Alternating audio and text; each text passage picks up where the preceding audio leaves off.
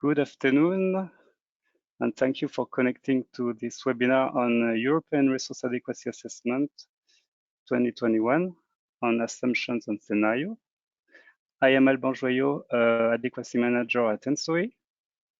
And here we have on the table a panel of Edwin Hassan, Head of System Development at ENTSO-E, and Christoph Slurs, who is ERA Steering Group Convener at ENTSO-E. So for today, I propose the basic rules. So next slide, please. Just for having common understanding on the question, we will propose you to use the Slido tool for asking question, and you will see there is also a code. So just okay. So there is this long link, but you have also a shorter code in the next slides. Before we go to that, I will kindly ask you, when you ask question, if you accept to indicate your name. And we will then have a moderator for selecting questions. In any case, we want to reply to all the questions. If not enough time during this webinar, it can be after the webinar.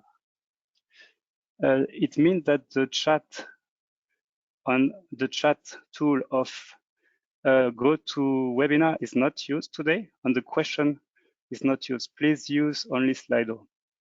So here you have the QR code on the code that you can use for that. So I will let you prepare yourself. And in the meantime, I would like to inform you that this webinar will be recorded for transparency purpose, as we do it also usually, and we aim to publish this recording, this broadcast on our website after the webinar. Okay, now we can go to the next slide. So today is the first of a two-step webinar.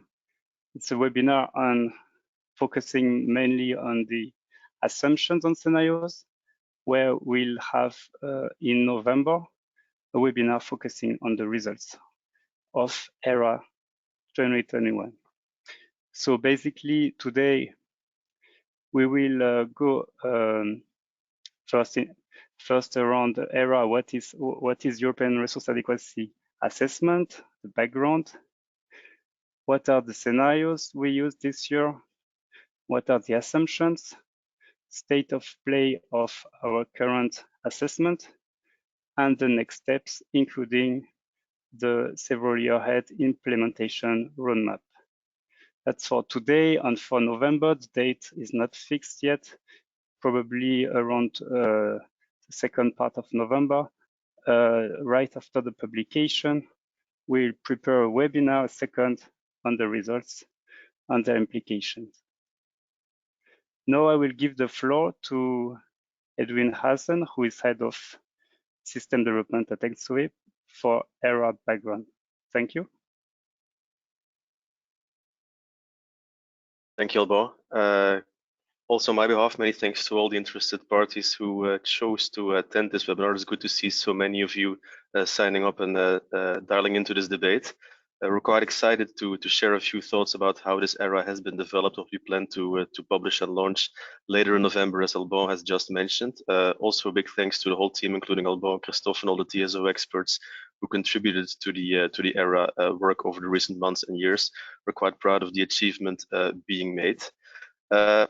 It's also a bit for us a bit of an initial communication on what will be published in November. As Alban just mentioned, the full report, including all its assessments and results, will be shared in November.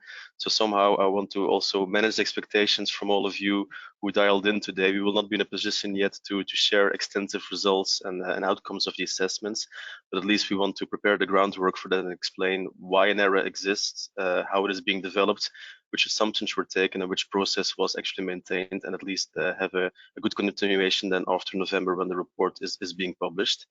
At the moment, with all our experts, we're still reviewing all the results. Quite some fine-tuning and validation checks to be done.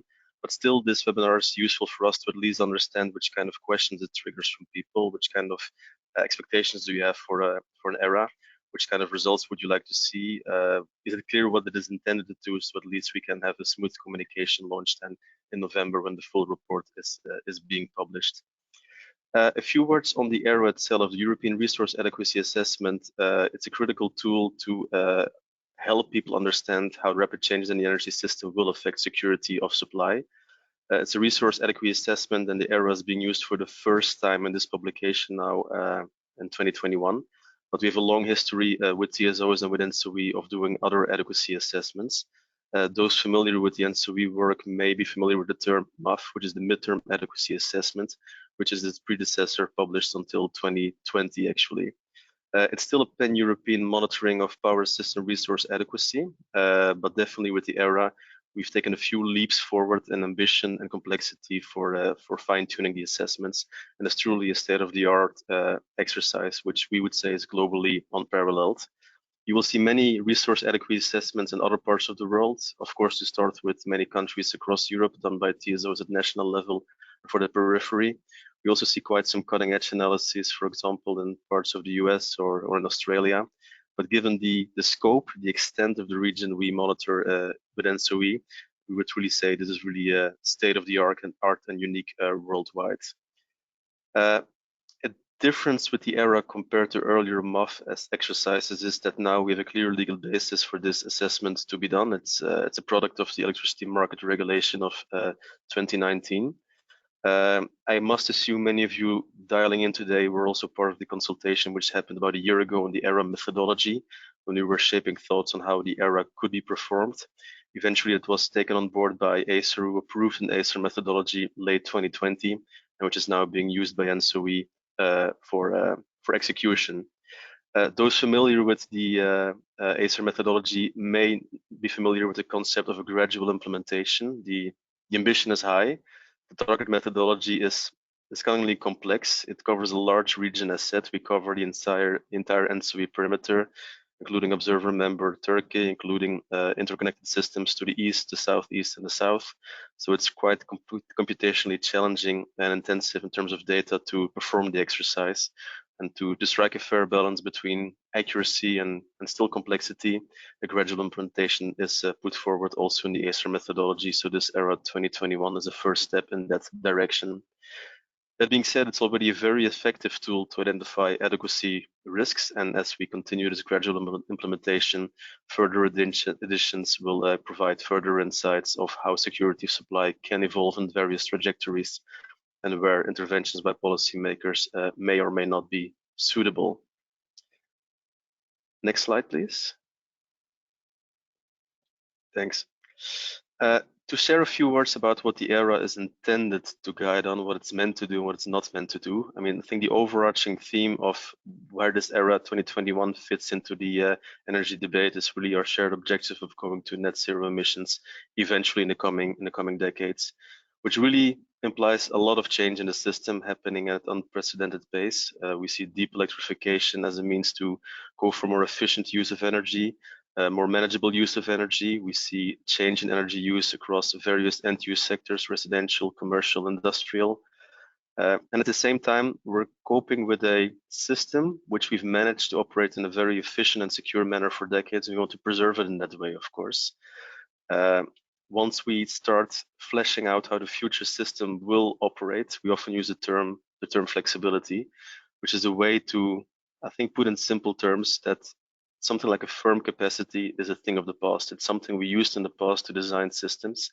But as we look forward, I think we have to acknowledge that every asset, every source, every factor in the system has some level of uncertainty and constraints. And all of that we try to grasp in our ERA assessments, try to model as fairly and accurately as possible to understand where future adequacy risks may or may not pop up. We must manage variability in weather, including climate change trajectories, planned and unplanned outages of all kinds of assets, market dynamics, changing behavior of demand, and all these aspects should feed into our understanding of how the future system will behave. The ERA is really a tool from the perspective of efficient planning to make sure that the future system can go in a decarbonization trajectory in an optimal way and in a secure way. Next slide, please.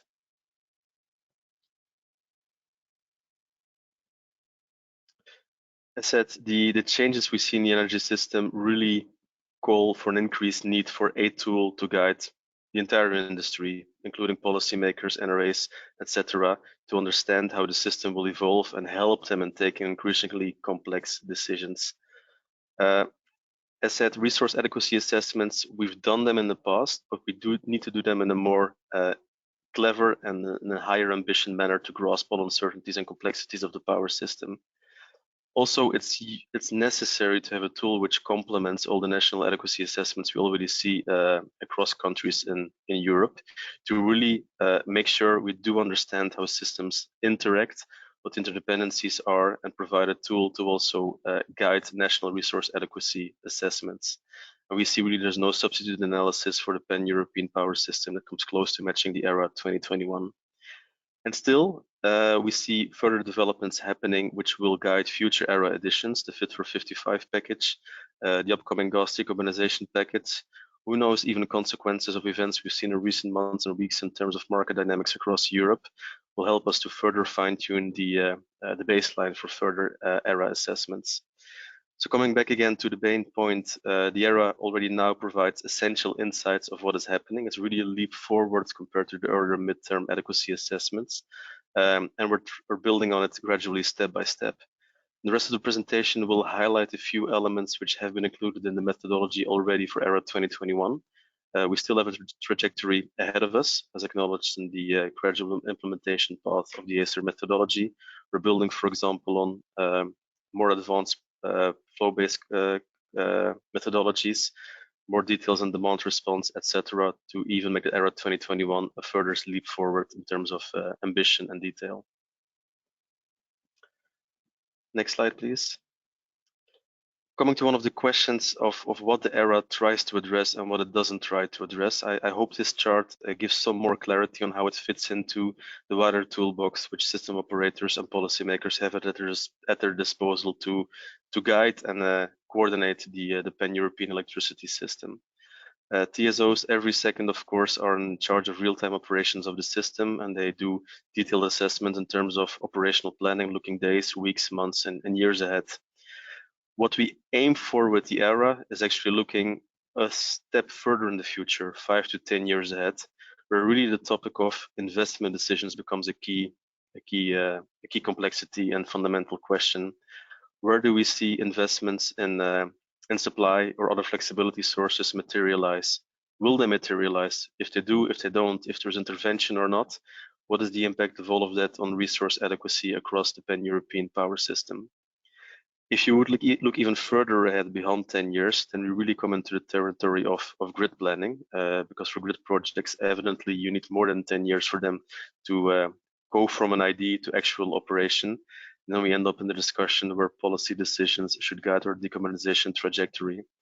So for the ERA, we really focus on adequacy assessments in 5 to 10 years where investment decisions still can be guided. Other adequacy assessments evidently exist on a shorter time frame, a week ahead and season ahead, done by TSOs, by regional coordination centers, and also by ENTSO-E itself in our seasonal outlooks. There's a separate European legislative basis for that time frame as well, the risk preparedness regulation, which allows to identify risks and take coordinated action. But again, for the ERA, we really look into this time frame from 5 to 10 years ahead to understand how is the system evolving, which investment ideas do we see maturing, and what if they do, what if they don't, what is the impact for adequacy at a pan-European scale. Next slide, please. So it's really about understanding adequacy. The ERA is by no means intended to be a a crystal ball or a precise prediction of how the future could unfold. We have our best estimate views on how the system can evolve. We try to identify what is happening in the system, which risks exist. We try to understand what it actually means for resource adequacy based on the elements prescribed in the ACER methodology to take into account in adequacy assessments. And then this is really an engineering assessment. It's a techno-economic study. It provides insights, various futures, a clear set of assumptions, a clear methodology. And then it's really up to stakeholders to understand what does it mean for my own plans, and as important for regulators and member states, what does it mean for how the system could evolve? Will markets deliver, or is intervention in some case needed, and which assumptions do we use to derive those decisions? Next slide, please. A brief word on the ERA 2021 process then, and then we dive into the scenarios and the actual assumptions. The ERA itself, it's a one-year process. It's a quite intense exercise because the methodology, as said, it's fairly complex. We're proud of publishing our first ERA 2021 in a few weeks' time, and any feedback all of you may want to provide on this first results will definitely feed into the ERA 2022 exercise, already starting as we speak. It all starts with a data collection on best estimates, national estimates from our TSOs in line with several guidelines. We do some quality checks, and we use them to develop a number of scenarios, which we'll explain in a moment. We take these national estimates, these scenarios, one step further. This is basically how it was done in the MAFs, the midterm adequacies published until last year's. We have what you could call national estimates, and those pan-European scenarios, we check them on adequacy. Do we see a resource adequacy risk somewhere in the pan-European system? But the ACER methodology, for good reasons, asks to go one step further and thoroughly check those bottom-up scenarios. In other words, perform a viability check on those scenarios, which we call an EVA, an economic viability check, with and without capacity mechanisms. Taking either assumption, do we see investments materializing? And if not, what would be the implication of that for resource adequacy in the system? So it's a quite interesting additional exercise being done in the ERA compared to earlier MAFs, this EVA assessment, in addition to all the methodological improvements just mentioned. And eventually the outcome of these assessments will be a clear view of how do we see the system evolve, how do we see scenarios changing, and based on that, where do we see resource adequacy issues in the pan-European system. We do several probabilistic assessments on that. Where do we see energy not served? Where do we see loss of load expectations? And what do we learn from that? What's the reason? What triggers those? Which interventions could make sense? And that's the information eventually provided to the industry, to NRAs, and to policymakers to take further decisions based on. I think I'll keep it here in terms of context and the reason why an ERA exists and why it's several steps up in ambition compared to earlier MAFs. Perhaps good at this point to take a pause and invite people to ask questions about the reason why an ERA exists and any questions you may have on that. Yeah, thank you very much, Edwin. I see a question that I can address to you, Edwin. So regarding what do you intend by potential need for interventions for to guarantee security of supply?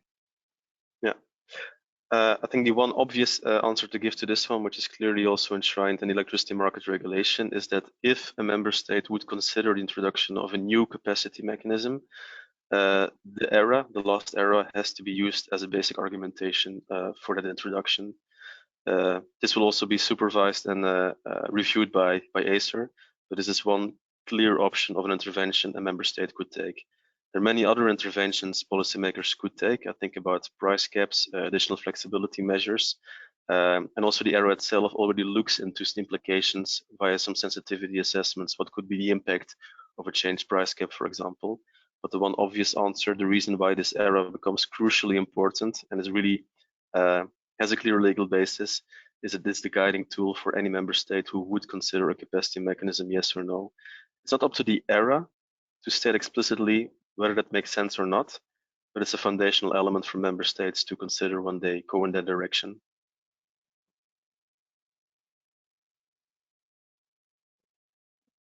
Okay, thank you, Edwin. So I see regarding the other question, there was a question about the The consultation, it will start right away at the publication, from the publication date, so in November. Another more technical question that I propose to address to Christophe. Regarding the reserves.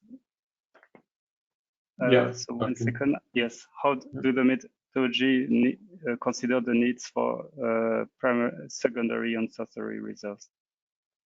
Yeah. So indeed, I can take that question. So indeed, the methodology takes into account the consideration of reserves, and more in particular for relating to frequency restoration reserves. Those are, let's say, assured they remain free for the system in order to cover for short-term forecasting errors or short-term effects related to forced outages, for example. So those needs are kept separate from the adequacy assessment. On the other hand, replacement reserves, those are not kept free, and those can indeed be used by the simulations also to cover for adequacy issues. Okay, thank you, Christophe. I see another question related to the economic viability assessment that we short call EVA. Does it take into account system income, like I guess ancillary services, or is it just energy market viability? Maybe I can take this one as well, Christophe. Sorry, can you take it, or do you want me to take it?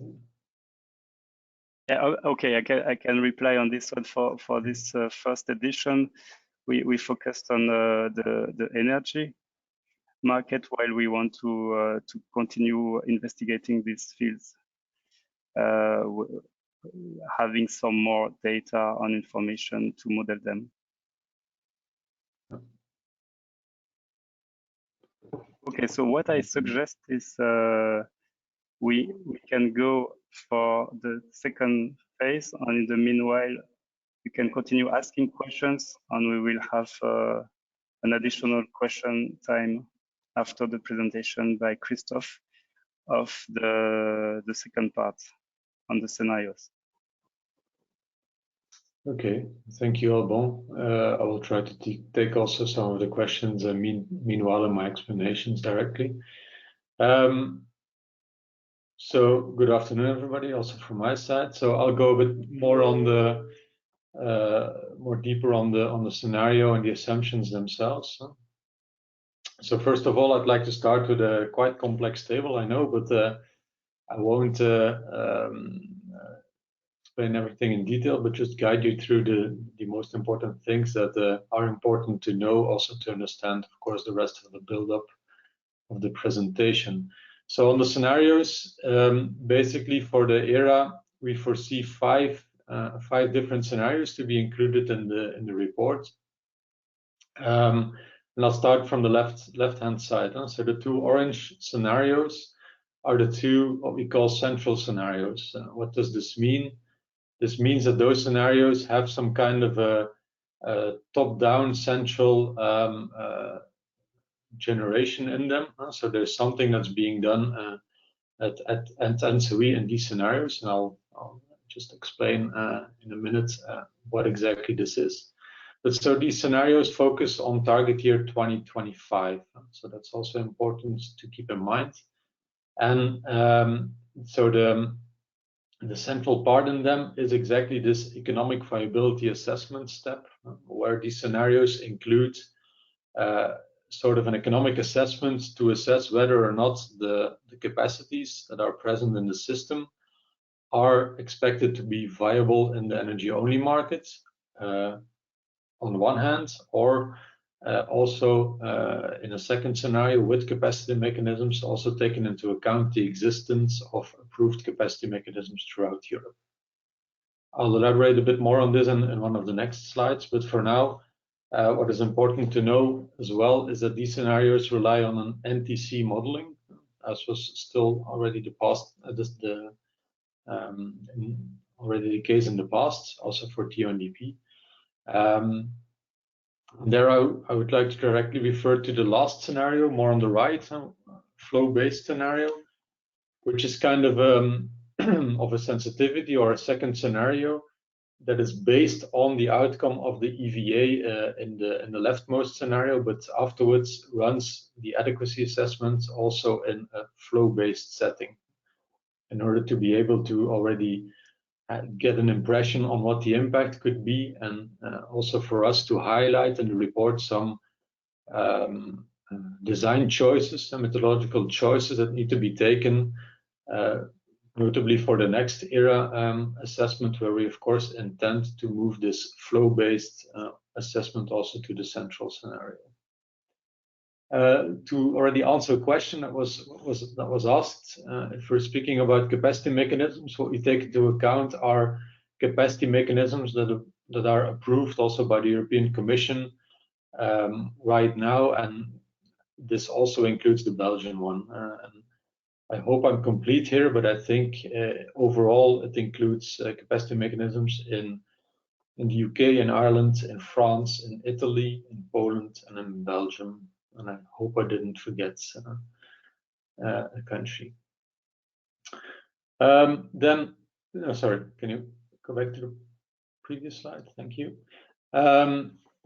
All the sensitivities. So basically on this central scenario, without capacity mechanisms, there were some sensitivities being carried out. I will come back to this later in these slides, but we had to take, of course, some assumptions on also some economic numbers, let's say, so regarding CO2 prices, but also regarding market price caps. In order to capture the impact such a choice, such an hypothesis might have on the outcomes, we also performed some sensitivities on these inputs. Then, apart from these central scenarios and apart from the flow-based scenario, which is kind of an excursion on the first central scenario, there's two other scenarios, which we call national estimates and national estimates with a low thermal capacity. These could be considered as bottom-up scenarios, and they are really constructed based on bottom-up data collected from the different countries through the TSOs, which is, you could say, in line with what has been done also for previous MAF, so midterm adequacy forecast exercises, which also served as an input for the other central scenarios. Important to note here is that for 2030, so the second target horizon that will be covered by the ERA, only these national estimates will be included. And then the national estimate with low thermal capacity, this could be considered as a bottom-up sensitivity, where some countries indeed highlight the fact that some mostly thermal capacities might be subject to decommissioning based on economic reasons. And the last thing I would like to highlight on these national estimates. So as I've said, these are bottom-up scenarios. There was no central economic viability assessment being run.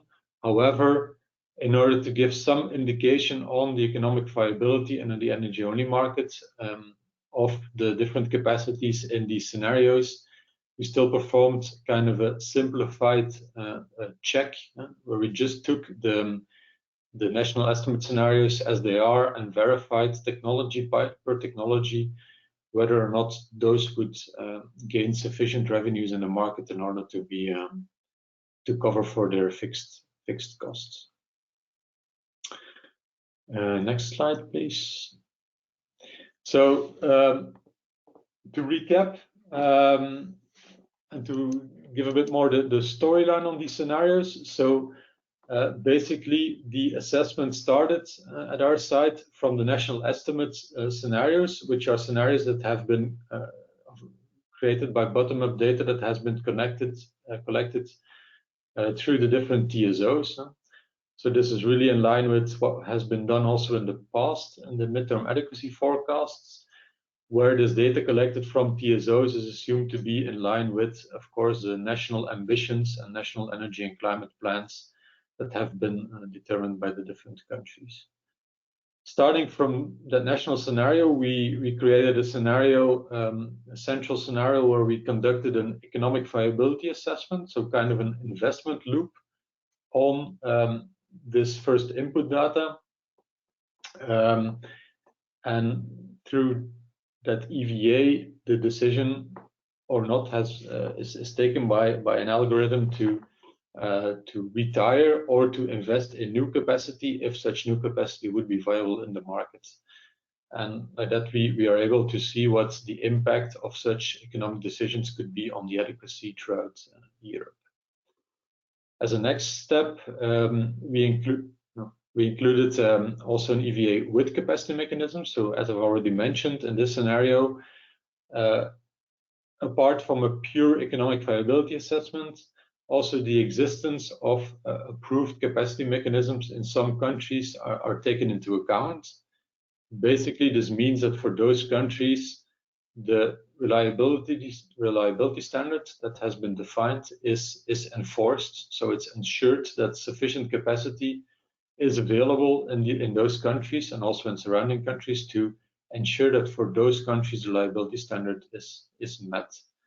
Of course, this does not only have an impact on the countries with capacity mechanisms, but adding capacity in those countries also can have an impact on surrounding countries, even when in those countries there hasn't been a capacity mechanism installed. And then finally, national estimates with low thermal capacity is kind of a stress test, a bottom-up sensitivity created based on this national estimates to give an indication of what the impact could be of specific policy measures or economic factors on adequacy. Next slide, please. So to go a bit deeper into what we can call, I think, is the most important improvement or addition to this era compared to the previous MAF exercise is this EVA, this economic viability assessment, for which it's important to understand, of course, that this is an assessment which is quite complex, so which also is subject to further improvement. We had to take some specific assumptions, some simplifications, in order to end up with usable results and robust results for this exercise. But this is, of course, subject to further improvement in the eras to come. But still, the exercise that already has been done for this era will take into account, or took into account, the possibility, of course, to retire capacities, and notably thermal capacities that are present in the base case input data, but also the possibility to invest in new generation or in a new demand side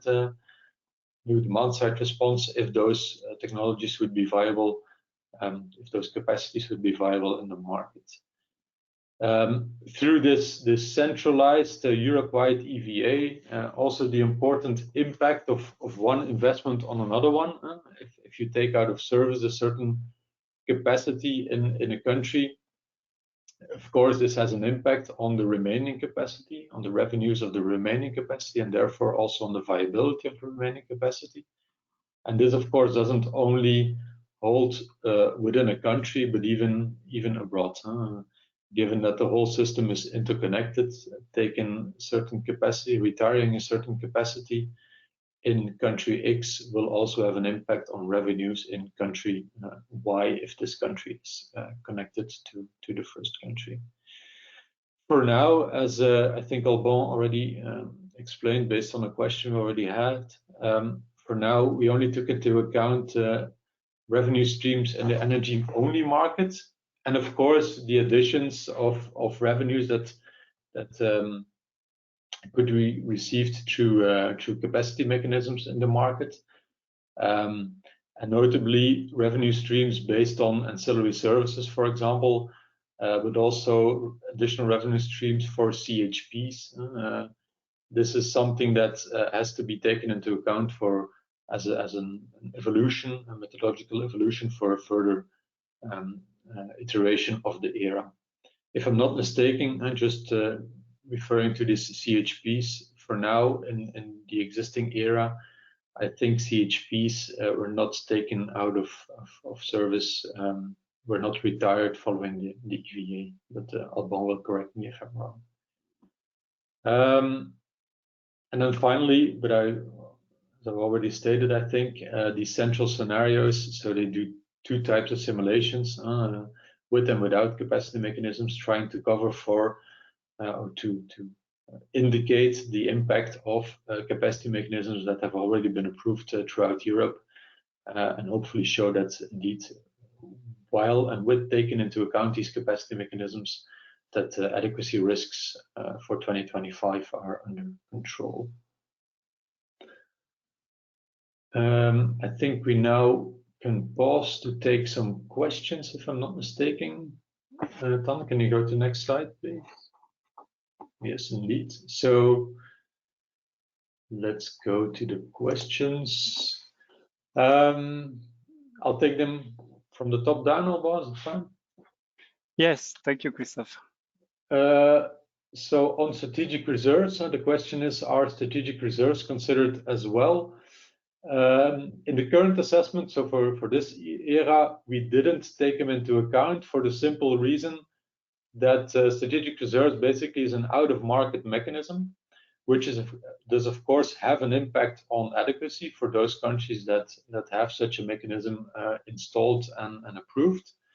But so this is an exercise that can be done ex post for those specific countries to verify whether or not these strategic reserves can cover for a potential inadequacy of this country. So this is again an improvement that we consider, of course, for the next iterations of the era to also take into account approved strategic reserve mechanisms. Could you, the questions are a bit jumping, so I count on you guys to flag in them as being handled. Otherwise, I'll lose track quickly, I fear. Could you elaborate the difference between pre-EVA and, I guess, post-EVA? Yes, this question, I think it was explained with the slides. Okay. Actually, pre-EVA is what we call national estimate, and maybe we should rename it in the future slide. Yeah, okay.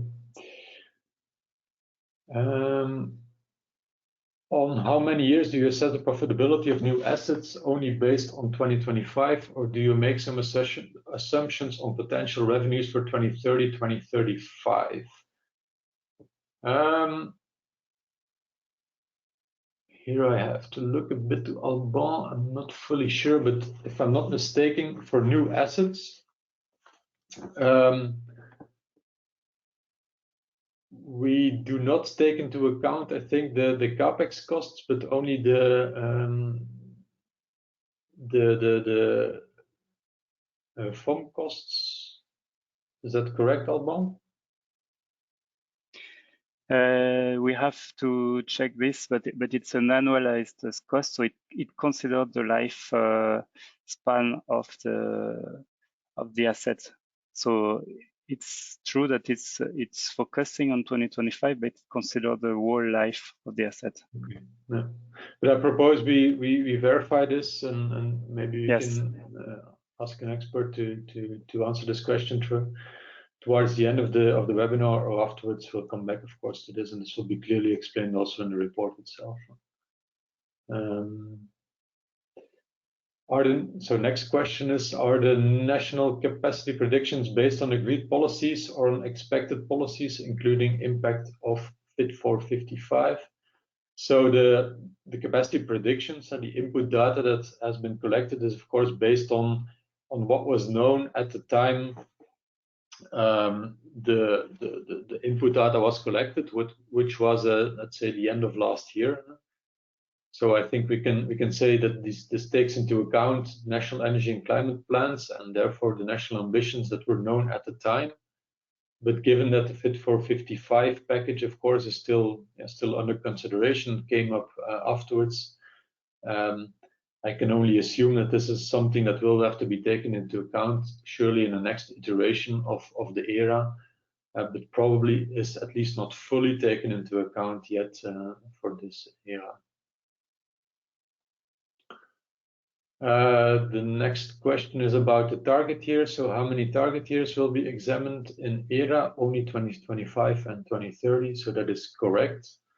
For this era, only 2025 and 30 will be examined. For next year's era, this will be extended to more target years, but I guess we'll come back to the roadmap at the end of the presentation. How do you model mothballing? So basically, for this era, again, this is also an improvement towards the future. It's only one target year that looks at that uses an EVA, which is 2025. So basically, the decision is taken. Decision on mothballing or retirement. Basically, whenever the investment algorithm sees that a unit is not economically viable, so meaning that it can't recover its fixed operational maintenance costs compared to the with the revenues it gets from the energy-only market. In that case, the unit is retired or mothballed. In the end, it doesn't matter. It's taken out of the market. Of course, when in the future we add more target years, then of course this decision, the decision whether or not the unit will be really retired or mothballed, with the potential option to take it back into service in the next in one of the next target years, this of course becomes more important if we add the number of target years, if we increase the number of target years.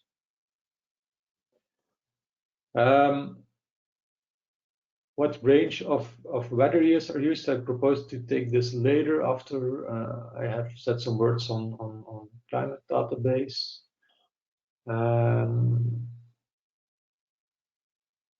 Then a question on the price cap. So in the scenarios without capacity mechanisms, will you consider the same price cap across all countries instead of price caps equal to the approved price cap in each country? So basically, the market price cap is, there's one harmonized market price cap in the market coupling region. So there's no such thing as a price cap per country, and there's one harmonized price cap. But what is important to understand is that for this era, the simplification was made for the EVA to set the market price cap to a fixed value of 15,000 euros, which is considered a proxy for the value of lost load. But of course, the value of lost load, that's important to keep in mind that this is a value that can, of course, be different between different countries. So this decision, the simplification of setting the price cap at 15,000 euros for all countries throughout Europe is a simplification. Today, the price cap is set at 3,000 euros. Of course, this can have an impact on the EVA, and let's say the more dynamic modeling of this price cap increase is one of the improvements that is also flagged for the future era to improve the EVA. But indeed, for this assessment, it was a harmonized price cap set at 15,000 euros.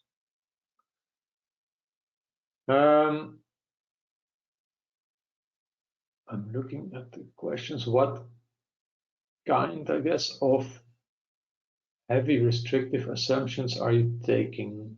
I must admit I don't really understand that question. So can I ask the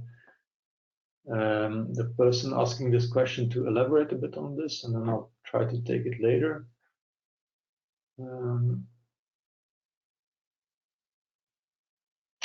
Let's see, which is the next one. Did your EVA exercise lead to add new assets compared to the base case, or only to retire some of them? So both. It led to retirement of capacities, but also to some new assets being viable, and therefore new assets being taken into service. While of course the second category is much less in magnitude than the first one. So there's much more retirement of fossil capacities compared to viability of new, and this new is mostly DSR and some efficient thermal units, but mostly DSR. Did you assume a capacity mechanism that is market-based or cost-based? There as well, I don't fully understand the question, but the modeling of capacity mechanisms, basically, I can simplify this as when a country has a capacity mechanism, in the market capacity mechanism, you could see this as kind of a constraint for the economic viability investment loop that is set on this country, where this constraint enforces the reliability standard of that country. So we don't try to model the revenues that a capacity could get through a capacity mechanism in a specific country. It's more like an additional constraint that is set in the optimization of the economic viability assessment. Thank you, Christophe. I see there are remaining questions, but some of them are linked to the other parts of the presentation. Yeah. So I propose, if you don't mind, I propose we continue with the next part of the presentation. Yeah. And for, yes, and in the meanwhile, we can also reply to some of them recently. The next part of the presentation is about indeed the assumptions. So going a bit in the assumptions. Thank you, Christophe. Thank you, Alban. So indeed, going a bit deeper into some important assumptions and giving some insight in those assumptions and really the numbers that have been taken into account for this assessment. I first would like to mention some generic statements. So of course, such an ERA exercise is heavily depending on a lot of data. So the data gathering exercise that has to be and that was conducted is of course a very elaborate one by some sanity checks and all kinds of things. So that's on the one hand. On the other hand, also the methodology calls for a lot of central data points also to be the central hypothesis also to be taken, and I'll come back to this in one of the next slides. But for example, on CO2 prices, on fuel prices, which of course all have an impact on the outcome of an economic viability assessment and are therefore important parameters to be set for such an exercise. Apart from the data, also a lot of new tools and methodologies have been implemented already in this first step. This EVA is a brand new thing being run for this era, and it's the first of its kind in the exercises being carried out by ENTSO-E. And of course, as I've already mentioned several times, it's subject to further improvement and further elaboration, also in line with a stepwise implementation approach for the next eras to come. And basically, the objective of all of this, of course, to identify risks and to identify mainly adequacy risks throughout Europe and for the different countries. And by doing this, trying to inform decision makers and point out where potential issues or challenges might arise and call for a more deep and detailed assessment locally. Next slide, please. So if you talk about assumptions, there's of course a lot of them, but just to point out to highlight some key assumptions that are of course very important in such an exercise, such a simulation being run. One of them is of course on interconnection capacity. As adequacy has become, together with the energy and the electricity market, has become a really European thing with a lot of interaction between different countries, which is of course guided by the interconnection capacity that is available and existing between those countries. And we all know that on this interconnection capacity, there has been some important evolution also on the regulation in the last years, with the installment of the, for example, the 70% rule in the framework of the clean energy package, but also some other evolutions that took place more also on a regional level, for example, flow-based that will be installed in core normally next year. So this is a very important set of assumptions that has been taken and has to be taken for such an analysis, and I'll come back on this a bit later also in the presentation. Then, as already mentioned, the goal is also to be in line, of course, regarding assumptions with the national energy and climate plans. Notably, of course, on RES capacities, but also on the demand side and electrification of demand, etc. So there, it's the explicit job of the TSOs to hand in data for this exercise that is in line with these national plans. But of course, as already mentioned, this data collection was carried out in November 2020, which also means that, of course, the latest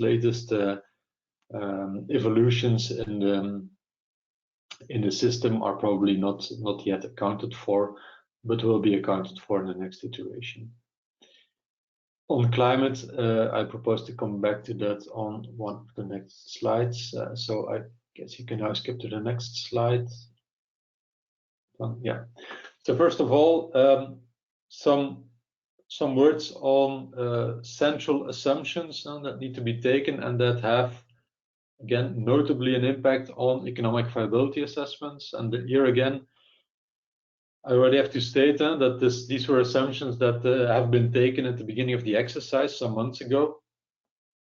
And as you all know, I think recently, we have seen quite some evolution in the energy landscape, notably on some of these assumptions. But basically, when these assumptions were taken, they were based on external data from, for example, the International Energy Agency, but also from other exercises that have been carried out, for example, on the request of the European Commission. I'll pick out a few here. So notably, natural gas, of course, this price, we all know this has evolved quite a lot in the last months. So probably the numbers that you can see here on the slide are not in line anymore with what we see today on the market. Of course, these numbers are estimations for 2025, so that's also to be taken into account. But still, this probably will have an impact for the future. Also on CO2 prices there as well. The basic assumption for 2025 was a CO2 price of 40 euros per ton, where we know that today the price is already at 60 euro. Here there was so on the CO2 price specifically, there will be a sensitivity included in the EVA for 2025, taken into account already a higher CO2 price of 60 euros, I think, in order to give some insights in the impact this would have on the EVA. But again, given the recent evolutions, this is truly an important assumption to be looked at in detail for the next iteration of the ERA. Of course, it's not so easy because that probably will be a question that will be asked. I can imagine what would the impact be if indeed what we see today will continue towards the future, an increased natural gas price, increased CO2 prices. This is, of course, very difficult to say just like that without really running the simulations. As you know, CO2 prices, fuel costs, they of course have an impact on the cost side for thermal generators, but they also have an impact on the revenue side. So it's not as easy as simply saying this would make more units becoming non-viable in the market, but it's of course something that needs to be looked at more in detail. The next slide, some highlights on capacity, so capacity assumptions as collected from the TSOs, so normally in line with the National Energy and Climate Plans. Where on the left-hand side you see for the different countries an overview of capacities per technology for 2025, where the yellow and blue shades are the renewable or hydro capacities, and the more darker shaded colors are thermal capacities, and with orange being the nuclear. I think one thing we can see from these graphs, if we look notably at the right-hand graph, which shows the evolution between 2025 and 2030, is that in these 5 years, a lot of additional renewable energy sources are foreseen to be installed, and I can only imagine that this will only even increase more with the Fit for 55 ambitions. But still, even in this exercise, we see more than 300 gigawatts of extra RES and DSR being installed throughout Europe in these 5 years between 2025 and 2030. Other thing we can see on the right-hand side is that apart from some very specific thermal phase-outs, for example, in Germany on coal, we also see that there's very little thermal capacity being phased out in the input data sets that we collected from TSOs. And this is, of course, different after we have run the EVA, but from this input data, we can only assume that indeed TSOs and national data takes the assumption that existing capacity will remain in the market, and that therefore an EVA is really important to apply on the input data set in order to get trustworthy results. You can go to the next slide, please. On demand, so more or less the same story. This slide gives an overview of the demand assumptions, both on the average yearly demand as well as on the peak demand for the different countries, 2025, 2030, and the delta between the two. As I will mention in one of the next slides later, is that this demand is based on detrended temperatures, so it takes into account to a certain extent climate change. It takes into account electric vehicles, heat pumps being installed towards 2025 and towards 2030. So the additional demand due to those evolutions is included in the numbers you can see here on the graph. On the other hand, explicit demand side response is not included yet and is modeled separately in the simulation. So this is what you could see as a natural demand. Next slide, please. On climate. So this is a difference compared to the previous assessments that have been done by ENTSO-E. But first of all, I would like to say a word on the target solution. The target solution for ENTSO-E is, together with the Copernicus project, we're working on a full and a clear forward-looking climate data set that really looks at 2025, 2030, the climate of those years, to be modeled and having a data set that fully takes into account this future climate. This solution is being worked on, is not ready yet, so that's why for this era, decision was taken to already have a temporary solution in place, where we basically used the historical temperature data set that was also used for previous exercises, but asked some climate experts to run a temperature detrending on this climate data set to already take into account the temperature change, the global warming that has been experienced between the beginning of the historical climate data set and today. So it basically shifts the temperatures that were experienced in this historical climate data set to higher values taken into account the global warming. And to answer a question that was already asked before, it's mentioned here on the slide. So the adequacy assessments take into account 35 historic climate years after they have been detrended. Next slide, please. On the grid assumptions, so there as well, I think I already introduced this. So this is also a very important assumption. Of course, coordination is needed between countries. As on grid assumptions, you of course need coordinated assumptions per border. What is included in the simulations is the existence of grid outages. So, of course, on the one hand, some maintenance plannings were taken into account. Of course, in these maintenance plans, outages in winter periods are avoided as much as possible, but still the outages and I think I'm confusing things here because now I'm talking about generator outages, but still it's important to mention, I think. Still, generation outages also in other parts of the year are important to model as well, because they might also have an impact on economic viability of other units in the system in these hours outside of adequacy hours.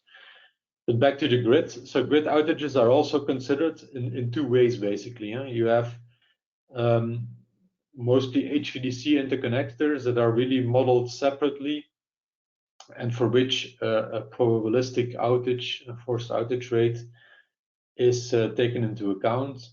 On the other hand, for the interconnected AC grids, outages are also taken into account, but through means of the definition of the NTC values, or in the flow-based simulations through the accounting for what we call CNECs, the combination of critical network elements together with the contingency of any other element at the same time. So also the grid assumptions take into account the evolution of the grid, infrastructure projects that have been planned and are being realized, and the impact of those grid infrastructure investments is taken into account, also related to the grid assumptions in the ERA. As mentioned before, this ERA still counts heavily on an NTC modeling of the grid, of the interconnection capacity, while it already includes a scenario, a separate scenario on flow-based, which already can give some insight in, first of all, the methodological choices that still need to be taken on this flow-based assessment, and that will be taken now shortly in order to fully integrate this flow-based assessment for the next version of the ERA. Next slide, please. So some insight into the grid assumptions. Most notably here, I think, is that indeed you can see the evolution between 2025 and 2030, where planned grid investments are, and the impact of planned grid investments on interconnector capacity is taken into account in the simulations. Looking at the time, I propose now to go again to the questions. I think we have quite a list of questions, so I'll try to take them one by one again. The first one: in addition to considering the impact of CO2 emission prices on profitability, do you also assess compatibility with CO2 reduction targets? So there we collect input data from TSOs, that should be in line with national energy and climate plans, and it is of course in the elaboration of those national energy and climate plans that countries should ensure to be compatible with CO2 reduction targets being set. So that being said, there has not, there's an analysis has not been run ex post after our simulations to check what the final CO2, let's say, emissions in the system would be, and whether or not this would be in line with specific reduction targets being set. So no, this is not being done, but I think it is being done in the framework of the TYNDP, if I'm not mistaken. Then a question on economic viability of DSR. To my knowledge, it's being calculated in the same way as other units, but I think, and there I'm looking to Alban a bit, but I think for this exercise, DSR was excluded from the retirement candidates.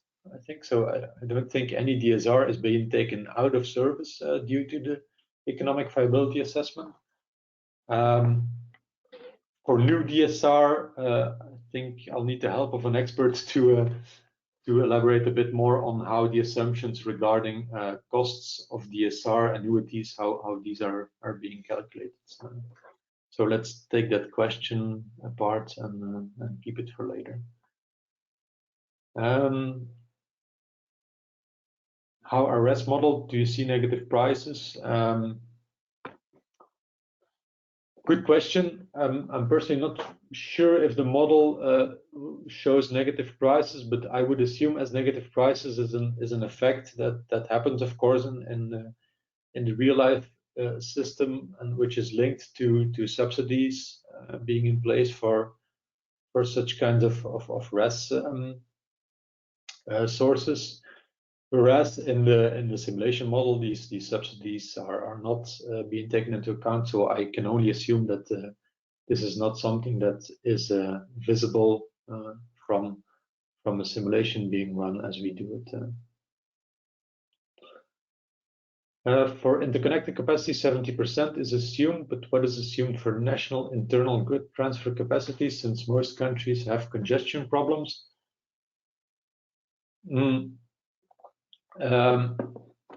So here I can only repeat, let's say, what is mentioned in the regulation. And the regulation states that the 70% is applicable for all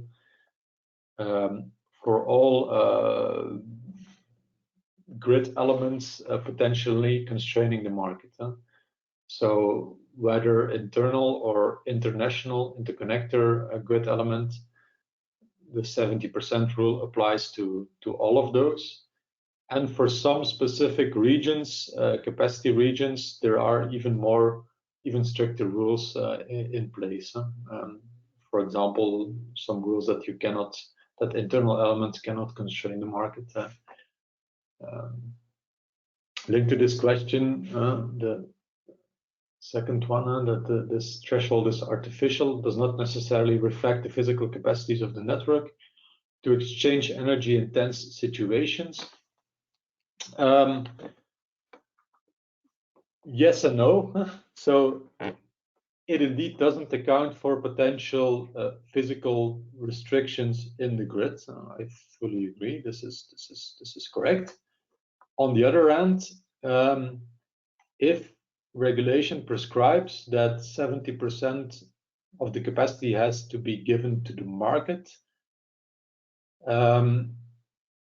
you could also say that the import-export positions of the different countries will be determined, taking into account the 70% being given to the market.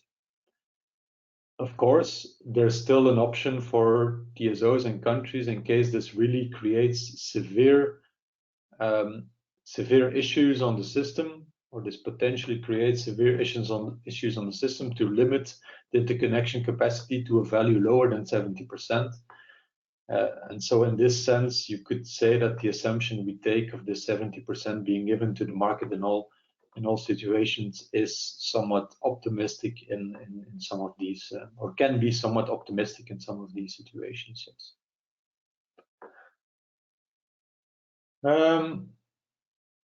why are outages of AC lines not considered random as for HVDC lines? So for AC lines, I wouldn't say they're not considered random.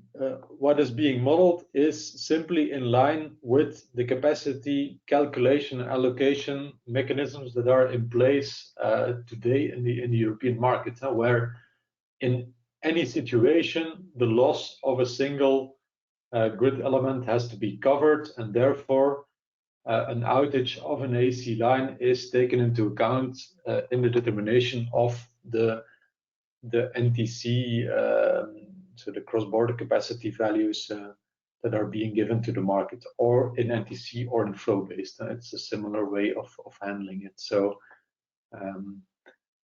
and of course, the difference between an HVDC line and there maybe it's worth specifying, it's mostly for HVDC lines between synchronous areas. This is of course different, where an outage of an AC line in an interconnected system, for example, in continental Europe, the loss of an AC line doesn't impact country balances. It just reroutes flows throughout the grid. Whereas the loss of an HVDC interconnector, for example, between the UK and the mainland and the continent, of course, it has a direct impact on the import position or the export position of the linked countries, and therefore direct impact on adequacy.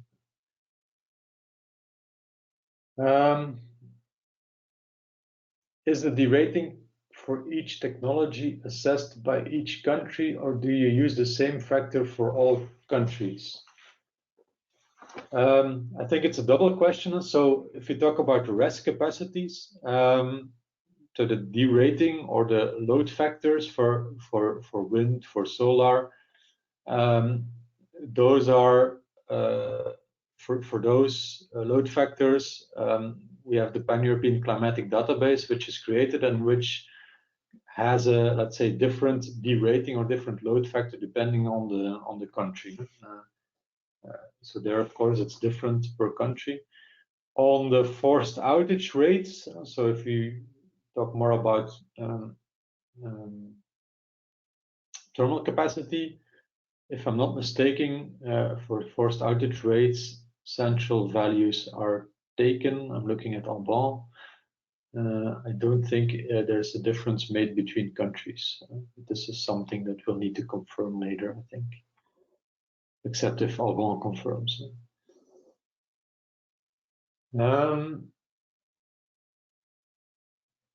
Let's see. When you assess the costs of operation in the EVA model, do you include the regulatory costs for each country? I must admit I don't understand the question, frankly. So I'll take the next one, and maybe if the asker can clarify a bit, then I can take it later. Why do you assume a decrease of consumption? That is a good question. Of course, yeah.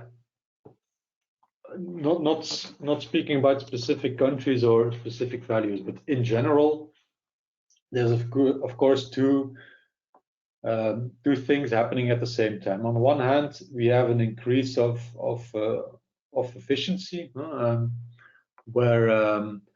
where electric consumption can go down due to more efficient use of electricity on the one hand. On the other hand, of course, you could have theoretically a decrease due to a decreasing economic activity. On the other hand, contradictory to this, typically we see an increase of consumption linked to indeed the increase of the penetration of electrical usage, end usage, for example, electrical vehicles or heat pumps. So I think depending on the time horizon, depending on the trajectory a specific country follows, and depending also on the country itself, theoretically it is indeed possible to see a decrease of demand. Now, in the end, I think if I'm looking at the numbers now, I don't see a country where the overall demand decreases between 2025 and 2030. So I think in all countries it tends to increase.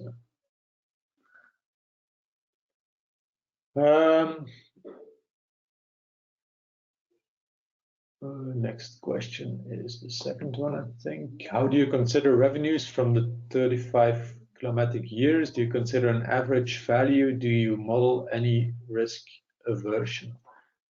On the second part, risk aversion, yes, there is some risk aversion modeled. And this will also be elaborated in more detail, of course, in the report itself.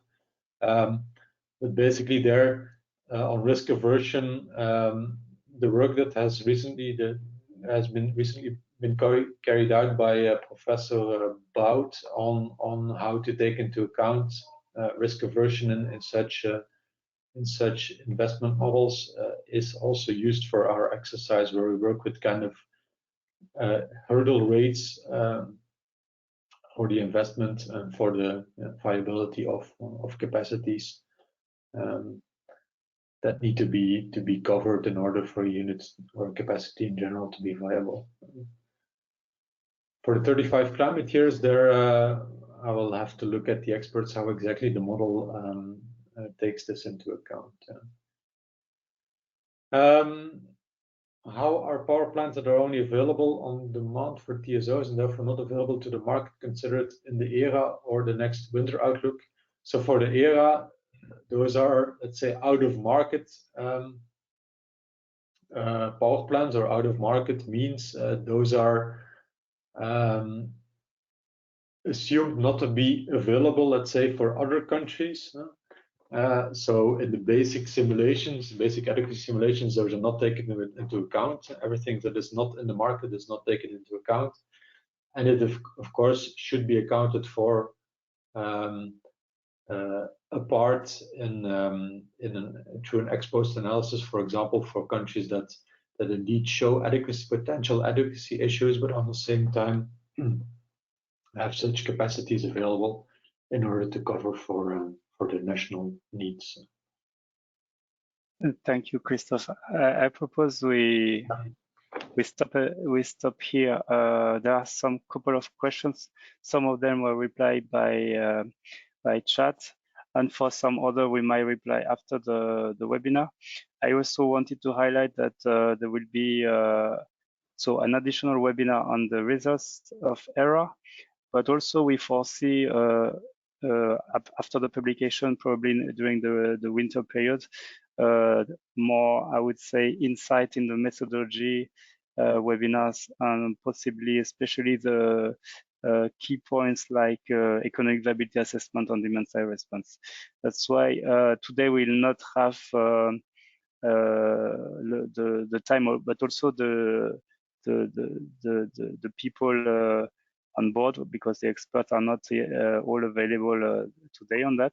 So we have dedicated more dive in this topic later.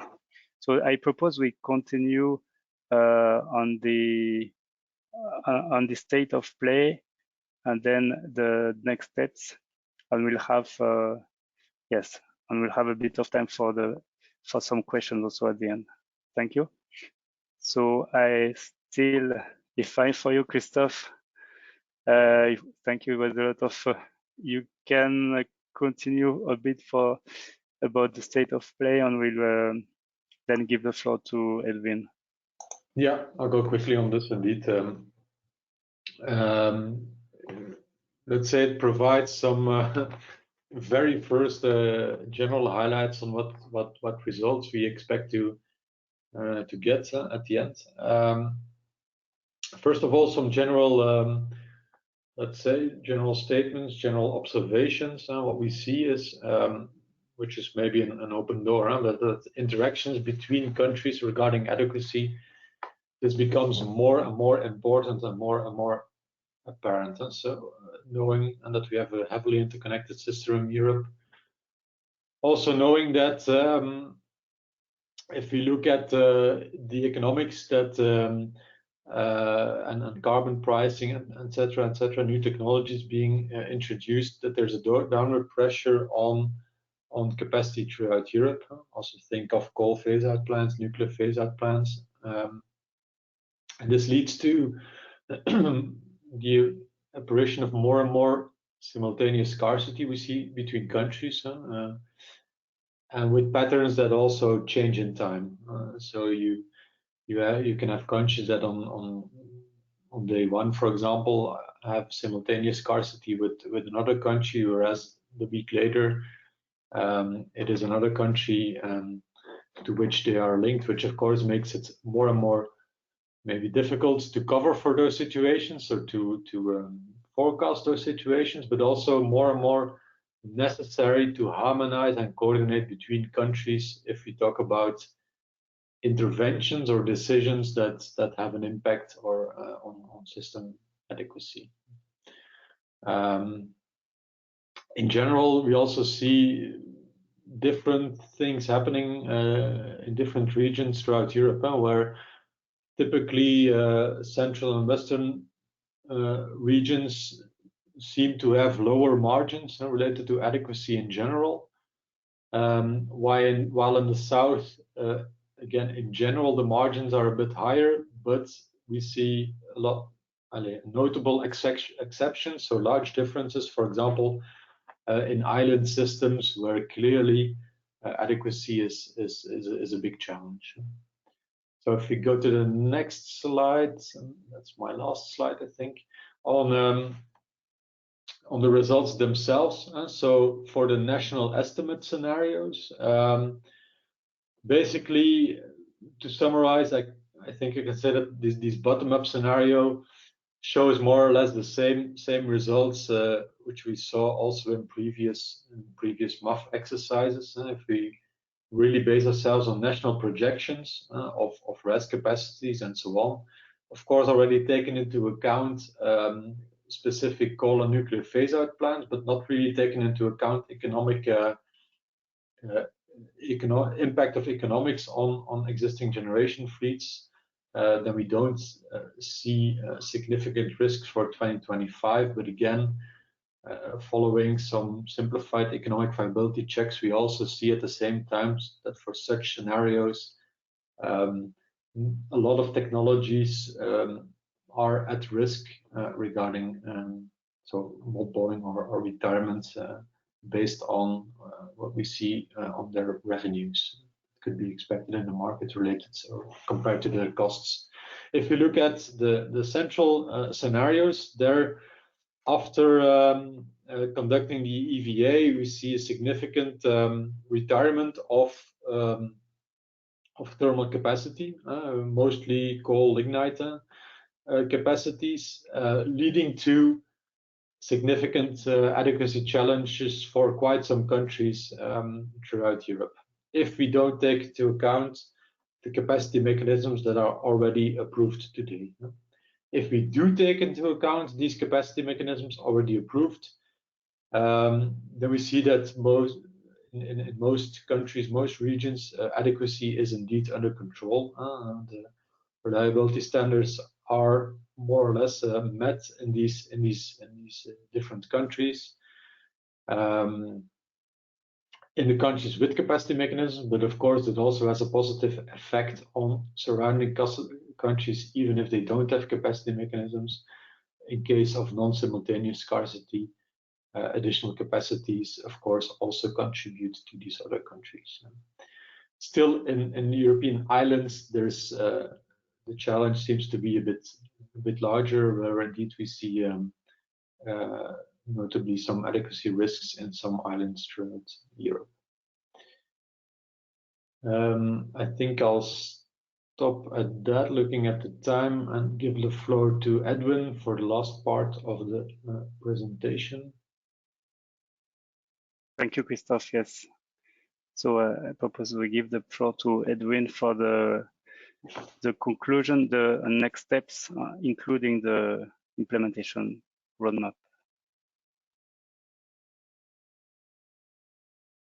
Okay, thank you, Alban. Thank you, Christophe. You covered an impressive space already with explaining what the ERA 2021 is delivering. I hope everyone is looking forward with interest to the full report and the full results being shared in a few weeks' time, mid-November, as was just mentioned.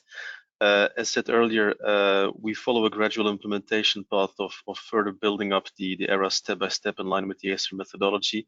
So as part of the package, we also want to show a glimpse forward about the additional methodological steps we plan to undertake in the next ERAs in the coming years. The slide, please. Yeah, thanks. Yes. So perhaps to show a bit of the idea of what you can expect for the coming ERAs, there was already, I mean, just to be clear, there was an initial roadmap published on the ENTSO-E website end of last year, when also the ACER methodology was being published. Given the progressive insights the experts had during the past year and doing proof of concept, exploring initial analysis, we were able to slightly revise the ambition for the next coming years to meet the full target implementation by 2024 at least. So you see here on the right-hand side a few steps we plan to undertake in the coming years, at least number of target years, as mentioned by Christophe several times. This first ERA 2021 focus on two target years, 2025 and 2030. Gradually, we want to reach a full assessment of 10 target years by 2024 at least. The plan is for the coming next ERA in 2022 to at least cover 4 target years already. Economic viability assessment for the moment focuses on thermal generation. We also want to cover, of course, other flexible sources like renewables, storage, demand response, etc. Flow-based market coupling, as mentioned at the moment in this first ERA, it's a proof of concept for the core region, which gave very interesting insights already about which kind of assumptions to take. It's a much more detailed and complex modeling, of course, compared to an NTC model. So the plan for 2022 is to also have flow-based market coupling in all the central reference scenarios fully implemented in the core region at least. Demand response and sector integration ramping up as well. Also an interesting point worth highlighting is the causal analysis. As said, this report really aims to give readers insights on what is happening in the system. It's not just to end with a energy not served or a low lane number, but really to give understanding to people what is happening in the pan-European system, what triggers adequacy risks, what can we learn from that. We're developing a few indicators to help that understanding, and the idea is to go a few steps further with a full causal analysis, also gradually in the following few years. And last point, as mentioned by Christophe already, the climate change modeling. We also want to ramp it up. At the moment, we have a temporary solution, but eventually the goal is to really have an integrated climate change model embedded in the overall approach, where climate change insights result eventually in the right time series used in this power system assessment as well for renewables, load, hydro, etc. Very concretely, the ambition we have for ERA 2022 at least, so the next ERA after this one, is to really make stakeholder engagement a continuous mode of interaction throughout the process. Given that every ERA is developed in a very tight time frame of only 1 year, just to be clear, when we publish it mid-November, there will be a public consultation. We do invite comments, suggestions from everyone out there to further help us improve this ERA. The ERA 2021 as such will not be updated based on that consultation, with any feedback will definitely feed into the ERA 2022 moving forward. We also want to strengthen the engagement by having a consultation on input data before we publish our actual report by end of the year. And we do hope, of course, that when people see the initial ERA 2021, it helps the understanding of what we aim for, what the previous edition actually gave us as output, as insights, and hopefully we get good suggestions on how to further improve the input before we do the actual assessments for the next ERA. And also thirdly, we often get this question, of course, how does this assessment relate to other resource adequacy assessments out there, be it at national level in Europe or other parts of the world? Can all give good ideas for streamlining and strengthening the European resource adequacy assessment. We want to go a bit deeper into what all of that means. And again, if people see good best practices, for example, outside of Europe, feel free to provide it in the debate as well, of course. In terms of methodology, at least a few tangible steps forward. The scenarios will evidently evolve in every ERA edition. with the Fit for 55 package, we do assume also at national level, NECPs will gradually be updated and more stronger ambitions will be taken by member states, which will help to align the scenarios more with the Fit for 55 ambition, of course. The EVA focusing on more target years, as said, flow-based in the central reference scenarios, and demand response extended, for example, also including electrolyzer operation. And at the same time, we're still moving gradually step by step, so further proof of concepts will still be a fundamental part of also the next era. For example, EVAs for other flexibility sources as mentioned, and further improvement in the climate change modeling, even when it's a temporary solution. So at least these are the expectations we're setting for the era 2022. But again, appreciating input from anyone about how this can move forward in the coming years on methodology, on data input, and on the kind of insights we deduct from all of that. Next slide, please. Okay, I think this basically was covered already in previous explanations by Alban, Christophe, and myself, but for the sake of proper conclusion, I'll mention it again. We do hope that everybody found this this overview given this webinar helpful for understanding why an error exists, which methodologies are being applied, and which data and assumptions are being used. So at the moment, as said, we're deeply reviewing all the insights, drafting the report, and preparing it for publication in mid-November. And I think the questions we received today definitely help us already to reshape a bit the communication and emphasize a few points stronger in that communication. As said, you will also receive an update of the implementation roadmap as part of the ERA 2021 publication. I'm very much looking forward to any feedback you would have on this report. Please do take part in the public consultation. Feel free to reach out to us bilaterally if you want to have a discussion with our experts on specific aspects, specific regions, specific assumptions, and so on. And eventually, we hope to keep the stakeholder engagement as a continuous way of operating throughout the next cycles moving forward. Next slide, please. Okay, I think we'll conclude here. I'm just taking a quick look if there's any questions still, for example, on the process we received in recent minutes. I don't see any. Okay, perhaps then I hand over to you, Alban, again for some final words. Thank you very much, Edwin.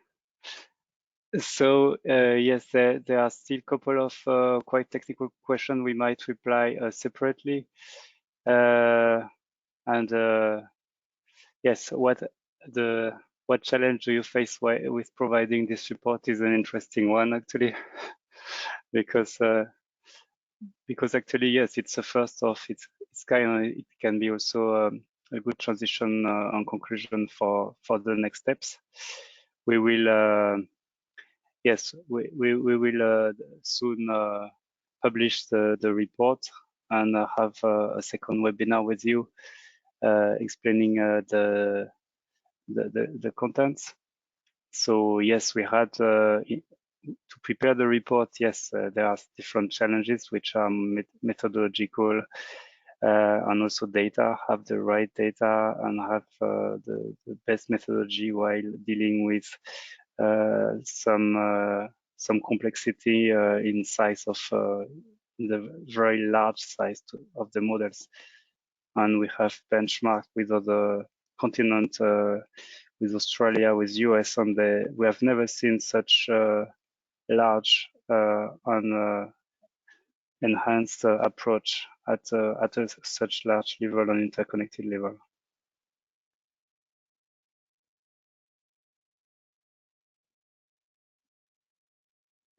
Okay, so I think unless Christophe, you had in the meanwhile some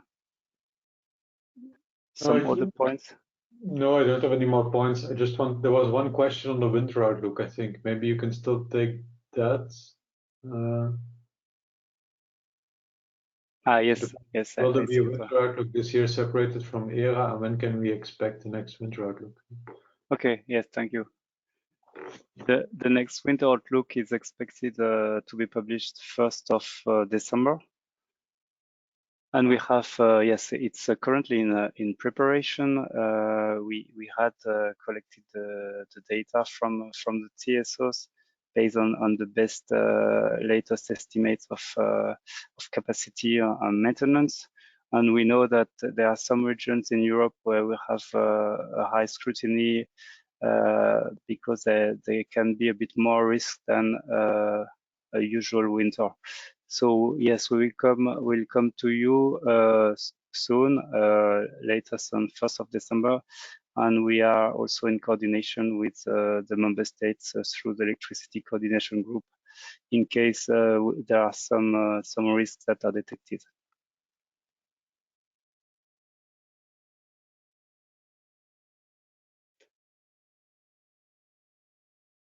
Okay, so thank you very much.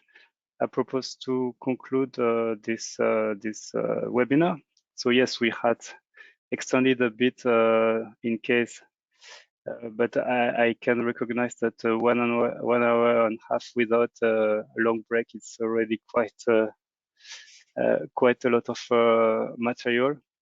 We will keep in contact with you, especially we will publish the recording, the slides, and the questions answered that are not answered yet. Thank you very much, and have a nice day and nice afternoon. Bye-bye.